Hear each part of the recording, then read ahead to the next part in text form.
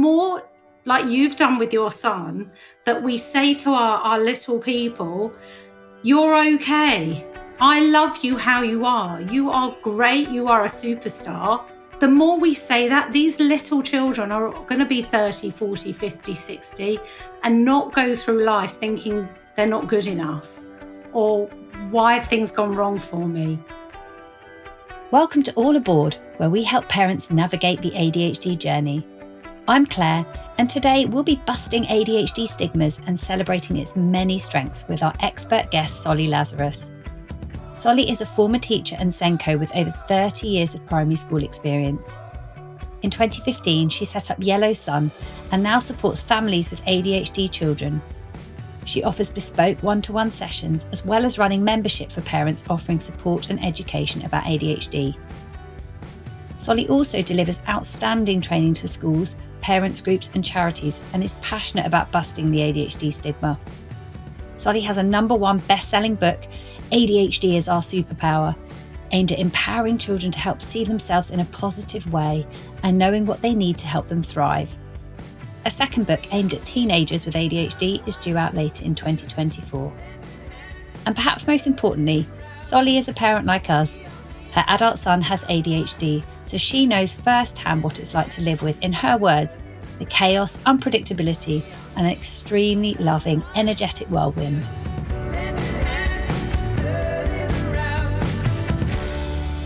Welcome aboard, Soli. Thank you. Thank you for inviting me. Thank you for being here. So I first came across your work a couple of years ago when I bought your wonderfully positive ADHD book, ADHD Is a Superpower for my son. And as I have mentioned to you before, funnily enough, his name is Zane. So it was a very happy surprise. Lovely. Oh, I love hearing stories like this. So thank you. Because sometimes when you're in your little bubble doing the thing you're doing, you're not sure anybody's listening to you or, taking notice. So it's so lovely to have feedback. So thank you. Genuinely, it was a wonderful book, and you are very, very good at communicating to children. And I think the fact that it had a Zane in it just made it almost feel like it was written about him. It described him perfectly. He's about to turn 13, so I'm very excited about your forthcoming book for teenagers too. Yes, we're now January 24, and I've been promised that it's going to be out for the autumn 24. So fingers crossed. The wheels of publishing is very, very slow, but I'm super excited about reaching another group of children who face different problems. Teenagers with ADHD.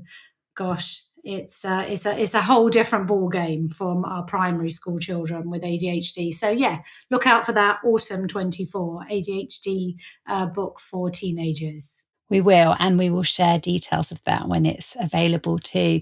So your dedication to supporting families, educating parents, changing perceptions, and most importantly, probably celebrating the positives of ADHD is inspirational. I think especially because you bring professional experience as well as the lived experience as a parent.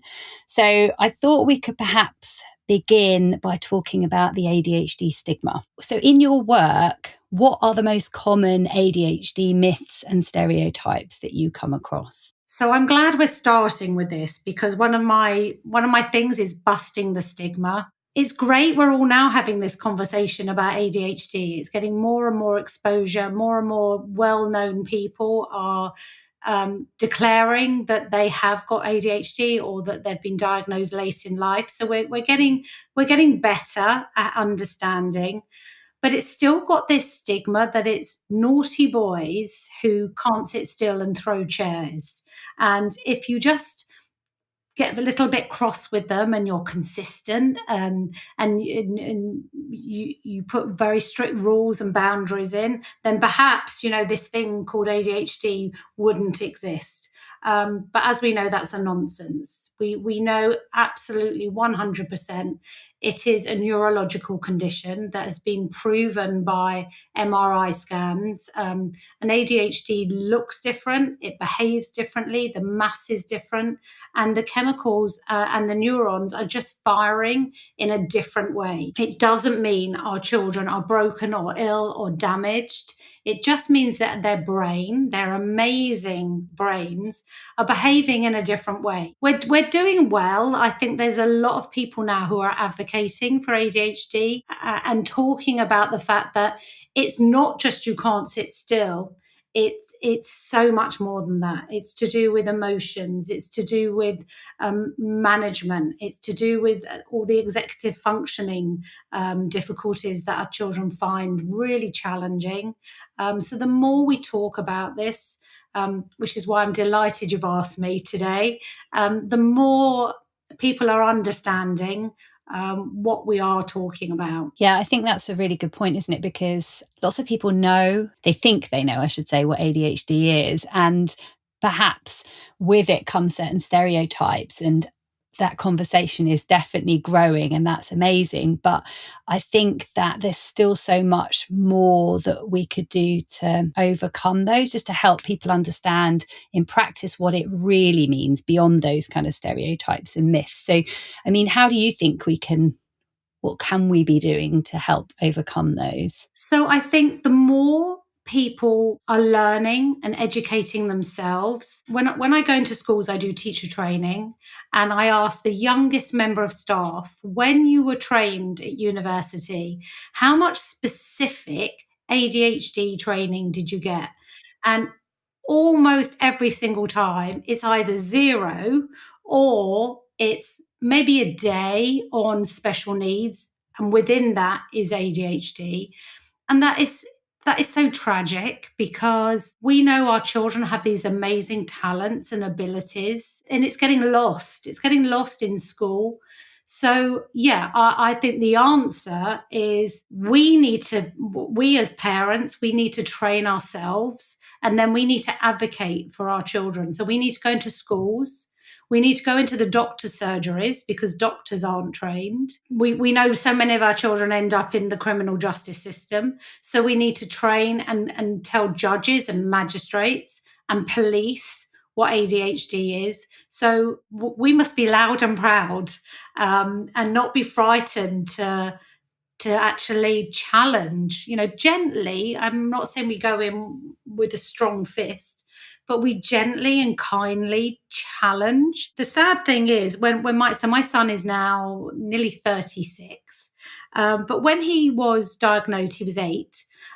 Before then, so that was back in the 90s, no one was talking about ADHD. And it makes me nearly want to cry when I say it, but like, I would be called into school, and instead of just, now what I would advocate is to say, okay, well, this has happened. What do you think we can all do about this behavior?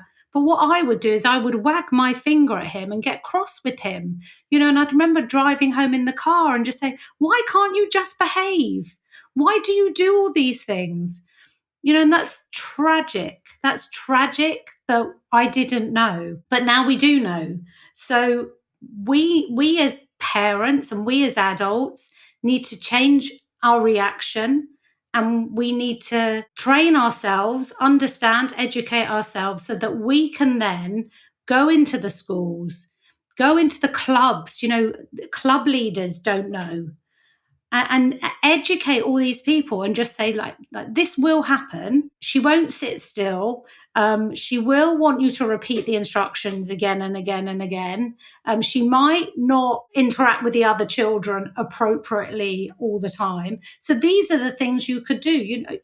Produce a leaflet. Produce your own little. I can supply them, but produce your stuff and hand it over.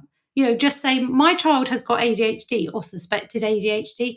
These are the things that work. So that's a very long-winded answer to your question. But I think, in general terms, the more we can understand and learn what our children need, the more we can advocate for them and be their voice wherever they go, a restaurant, the cinema, whatever is going to happen. we know what our children need, rather than just say to them, right, I just want you to behave.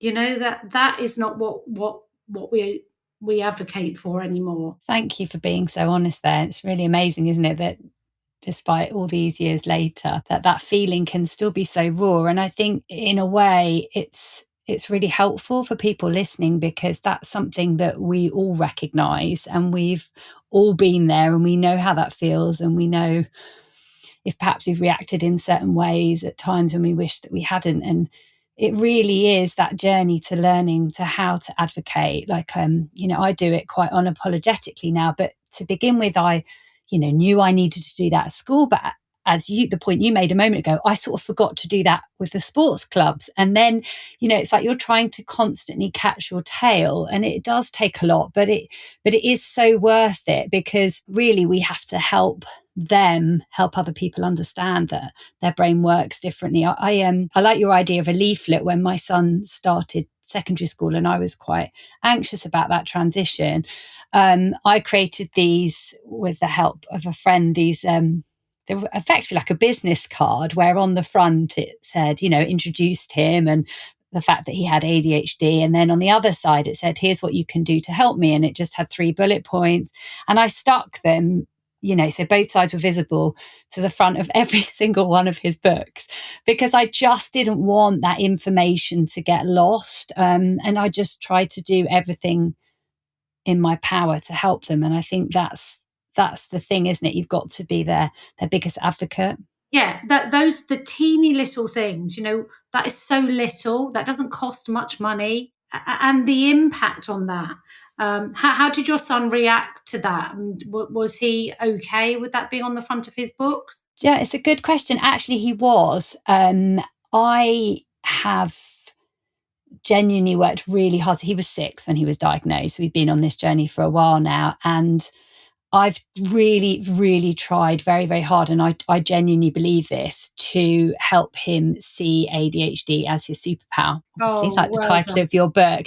And I know it's a bit cliched, and that's also not to take away from the challenges and very real impairments that having ADHD brings with it. But because I truly, truly believe it also brings with it this huge wealth of skills and advantages that just other people don't have. Like, you can't teach that side of things to neurotypical people. It's about learning to really harness those. So when I suggested doing those, obviously I did it by talking to him and working with him, because I've always tried to have, at an age-appropriate level, an honest conversation with him about what this means, what's happening in his brain, and so that he could understand the reasons for me wanting to convey that information, because ultimately it's to help him.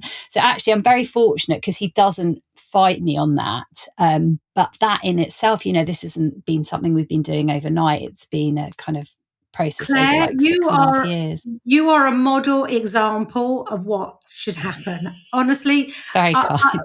So when I started supporting families, the more we're diagnosing the children, the more the adults are realizing, wow, I should have been diagnosed when I was 8 or 6.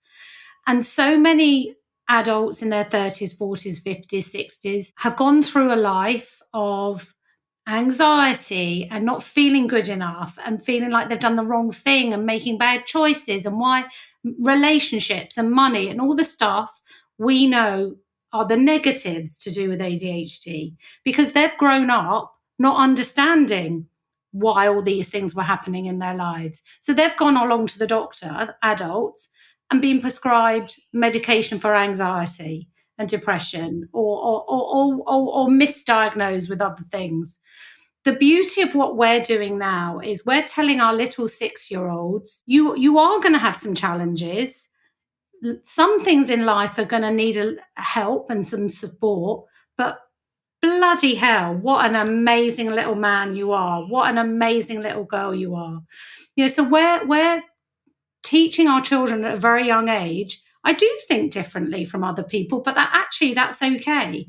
And I do need some help with organization and time management. And I might need some help in the playground because I get very overwhelmed and I can't let keep my feelings in. I explode very, very quickly. So, but the more, like you've done with your son, that we say to our little people, you're okay. I love you how you are. You are great. You are a superstar. The more we say that, these little children are going to be 30, 40, 50, 60 and not go through life thinking they're not good enough or why have things gone wrong for me. I'm hoping the more we advocate, the more our children then have got a voice and can say, excuse me, sir, I actually need a break, or excuse me, can you just explain that again? So the more we advocate, the more we give our children language, the more they are going to have a successful life and not feel not good enough. It really does. And it was like my turn to nearly cry when you said that. But I think you're so right. I think we are sometimes, in advocating for our children in a funny way, we're almost advocating for ourselves as children too. And I think that's probably why I do it so passionately. It's why I wanted to record this podcast, because I wanted to create a platform for parents that builds on the amazing work that you do and many others like you, that people can come to and use it as a library and as a beginning resource to take away the skills and information that they need. It's why things like your book is so valuable and why I've recommend it endlessly, and I've gifted it to many children too, because it's about focusing on the positive. So you mentioned that feeling of not being enough, and I just really don't want my son, or indeed my daughter, should she go on to be diagnosed, to grow up feeling like that. I want them to focus on the positives and the strengths. So in your experience, how can helping children with ADHD understand their strengths, how can that actually have a positive impact on them as they grow up? That's a really good question. So as parents, we very much notice the things that are going wrong. Tidy your room, we're late, where's your book bag, where's your jumper, you haven't done your homework, stop hitting your sister. We need to be reminded to stop and notice when those teeny weeny little good things are happening. So what I always suggest to families is to really notice when something goes right, but particularly when something goes right and it's connected to the ADHD. So if they're particularly curious about something, or they're asking a really incredible question that, you know, it's just come from nowhere, you stop and just say, wow, that's your ADHD brain. I can't believe you've just noticed that. Or if they fixate on something or they're hyper-focused on something, call it out, but also link it to the ADHD. Because I think so much of the ADHD traits are linked to the negative things, like hyperactive, inattentive, not focused, impulsive. So all those things sort of had this negative. So I think what we have to do is flip that and say, but they're very curious and they can focus on something for an incredible amount of time. And they're very compassionate, because our children love deeply. They form connections very, very quickly. They're very intuitive. I don't know about your son, but my son, he can feel something. You know, if he said, "Mum, what is it? What?" You know, and he can really feel things. He's very, very intuitive.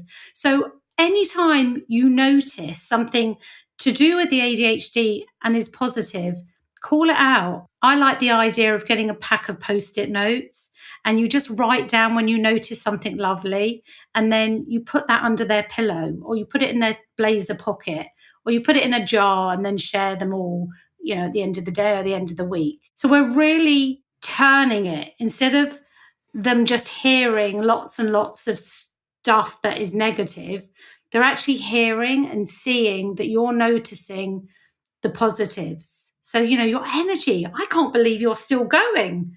That's amazing. You know, so keep noticing and commenting. It's more difficult with the teenagers because they'll go, oh, for God's sake, you know, she's doing that again.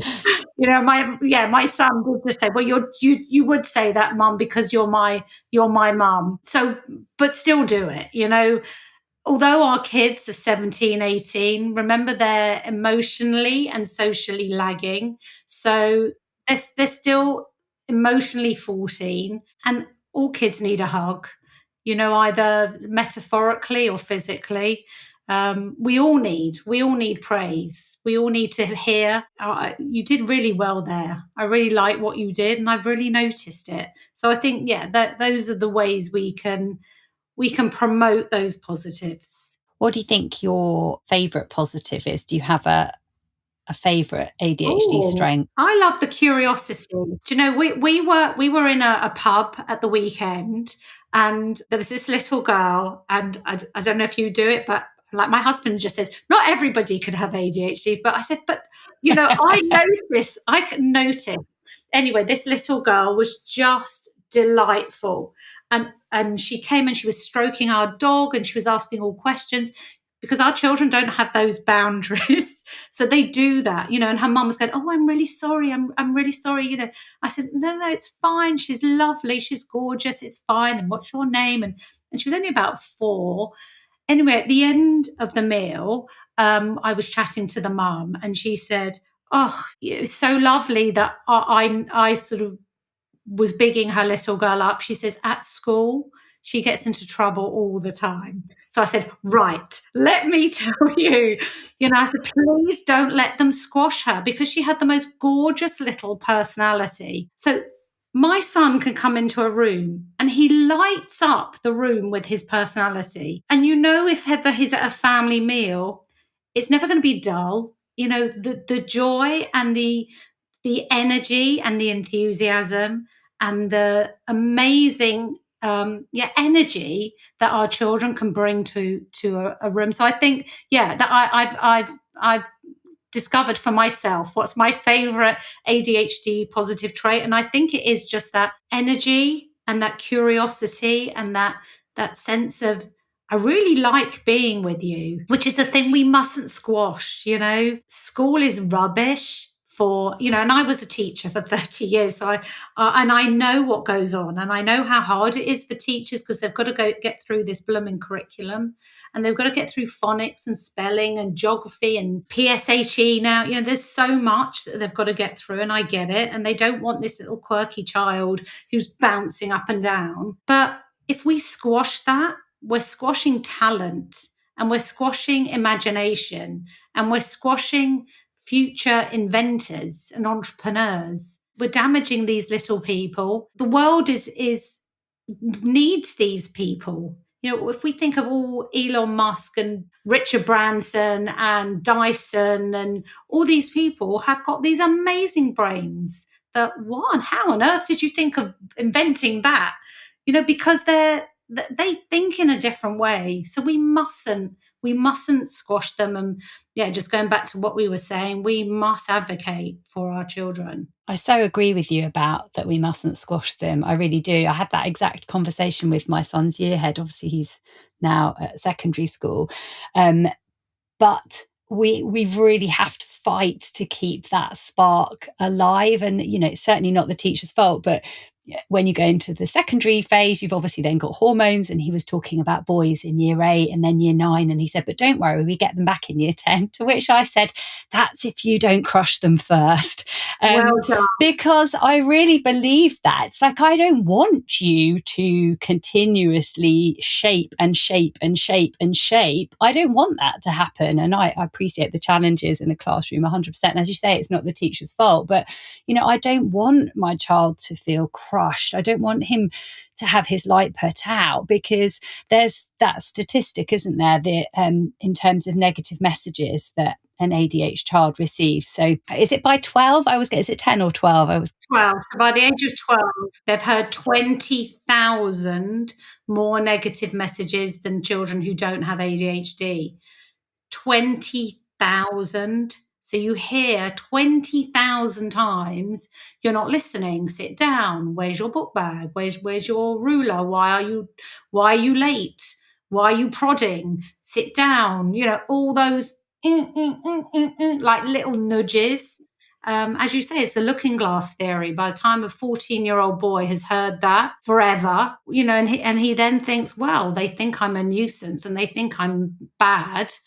Do you know what? I'm just going to behave like that because it's easier, because I've tried really hard up to now, and it's got me nowhere. So actually, I'll fall in with the wrong crowd because that's what everybody expects me to do anyway. And that's why so many of our young people end up in the criminal justice system, because they feel damaged. So if they feel rubbish, they feel not listened to, they're looking for excitement and risk, let's face it. So they end up in these skirmishes and in these situations, which is really hard to get out of. So yeah, we need to be like you, Claire, and pump our kids with this feeling of, I just need it to be done in a different way.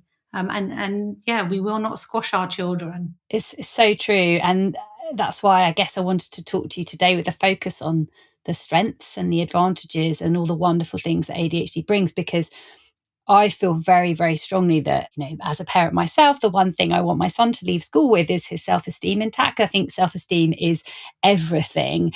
So I wondered what, from your experience, your expertise, what we can do as parents to actively help raise self-esteem in our children. How can we best do this? Do you know, that's such a good question as well. And I'm so passionate about this because it's easy. As a teacher, it's so simple to do. So first of all, you have got to engage positively with these pupils, with children. So if you see a child who is losing focus, you give them a teeny job. You say, come and help at the front here. Come and do the whiteboard. Come and open the window because we need some fresh air. Come and hand out all the books. As a teacher, it's easy to get a child back on board. Or if you see them losing focus, Bobby, you are brilliant at this. Could you just come to the front and explain to the rest of the children how to do this? Or the rest of the class. It's so easy, rather than, Bobby, you're not listening, out. Rather than that, turn it around, or quietly go over to children and just say, I can see you're struggling. Let me help you. Let's explain it again. Our children find it hard to remember lots and lots of instructions. So teachers also need to have Post-it notes and write out the instructions, 1, 2, 3, write it out exactly what the task is. Write it out really simple so that our children aren't idiots. This is what I say in my training as well. If you've got ADHD, you can fall on the learning abilities threshold. So you can either have learning difficulties like the general population, or you can be average like the general population, or you could be below average like the general population. So having ADHD doesn't mean you're low ability. Having ADHD means you could be low, you could be middle, you could be high, just the same as the general population. ADHD just means you need the other things to help you with your focus, help you with your concentration, help you with your emotions, help you with sensory things that are going on. So it's very easy for a teacher just to very quietly go and sit down and just say, right, these are the 5 things I need you to do, and write it out on a whiteboard, write it out on Post-it notes. The other thing to help with self-esteem is, what is it that they can do really well? What are their natural talents and abilities? Is it drawing? Is it poetry? Is it remembering facts? Is it a sport? So whatever it is, promote it to death. Promote it. Manipulate situations so that every single day that child can shine. And the more a child is seen by their peers as being successful, then that will help them socially as well. Whereas if they're just being shouted at the whole time or called out, the peers are thinking, well, I'm not going to be friendly with that naughty girl, that naughty boy. And they'll steer clear. If their strengths are publicly promoted, then maybe their peers will see them differently. Self-esteem. So we could also make sure that there are clubs in the school. If your child is great at chess, then maybe the school needs to be running a chess club. Maybe they need to be using parents to come in and help and support a chess club. whatever it is, keep thinking, what are your child's strengths and how can you make sure everybody else knows it and promote it? And yeah, just flip it. So instead of being in trouble, what can we do in order to help that young person just feel amazing about themselves? Because they are amazing. I think that's such good advice, because it's about finding their thing, because everybody has something that they love or they're passionate about or they excel at. They don't even need to be good at it. They just need to love it and want to participate in it. And that's definitely something, that's sport for my son. And we work really, really, really hard to do that. So I think that's such good advice. So what one piece of advice do you think you would like to give parents to help them on this journey? So when I'm supporting parents, I have a graphic. It's a little graphic with a cape. So I think you need to have a cape of no fear. You need to wear resilient knickers. You need to have a shield of knowledge. And then you need to have a little sprinkling of self-care. If we don't have knowledge, we can't advocate for our child.